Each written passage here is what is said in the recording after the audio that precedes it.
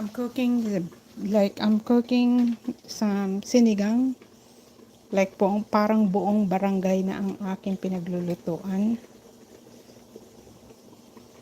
It's a lot. It's a lot of a sinigang.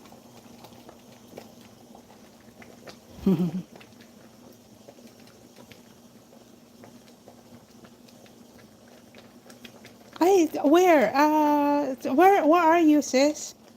Tornado, ako ilang araw din kami last week, Puyat ako, talagang grabe. Yeah, sinigang, sis. Sinigang na daming birthday ni Mother. My mom's birthday. So they request for me, ano naman yung kapatid ko sa bahay nila. So they told me just to cook sinigang. I'm like, okay, then I'll just bring it there. It's supposed to be a surprise, but Oklahoma, okay, my brother, nasa Oklahoma ang brother ko din. My brother from Oklahoma, he's in Mounds. He's actually here now at my brother's house because we're celebrating my mom's birthday there. It's a surprise birthday. She didn't know that they're coming, but they're in Oklahoma. Thank you, thank you. Ang hirap mag-ano ng surprise kay Mother eh. Sabi ko, yung sister-in-law ko, it's inviting her to her house because she wanna cook. You know, American kasi siya eh. Sabi ko ganun, Sarah's inviting, I said, did Sarah call you because she want me to take you to her house because she's cooking for you? Being an American, she's gonna cook some Filipino food. Ay, ang dami ng reklamo ni Mother. Ay, bakit pa doon? Ang layo-layo naman. Dito na lang. Sabi ko, Nay, she's inviting you. I don't wanna say, well, bring the food here. Alam mo naman si Mother. Ayaw lumabas. Ayaw lumabas ng bahay. Okay. Luto na nga ito. Ang dami, parang ang dami nito. Sineparate ko na nga yung meat. I'm here in Houston, Texas. Yung nag-tornado rin dito just,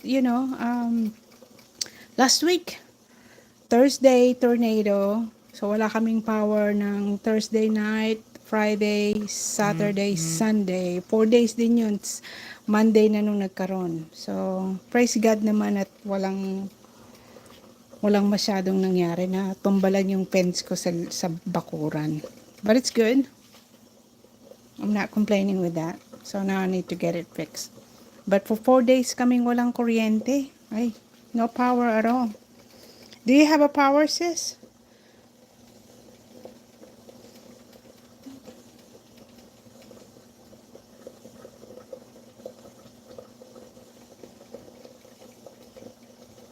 Yeah, ano lang, so Oklahoma, we can drive it like at least for 7 hours, 8 hours to Oklahoma. Yeah, we normally drive there to visit my brother. So it's not that far off the, well, it's not that far off the drive. I guess I can handle it. Oh, that's lucky. That's good. That's good.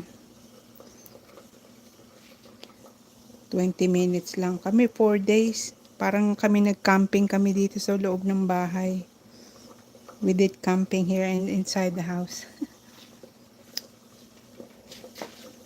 So mag 2 p.m. pa lang. We're living here like around 4. So may 2 hours pa akong makagawa-gawa ng something here. May ako nilalagay siguro yung green beans. Baka doon na lang. I'll bring the green beans and doon ko na lang ilagay. Doon ko na lang lutuin sa kanila.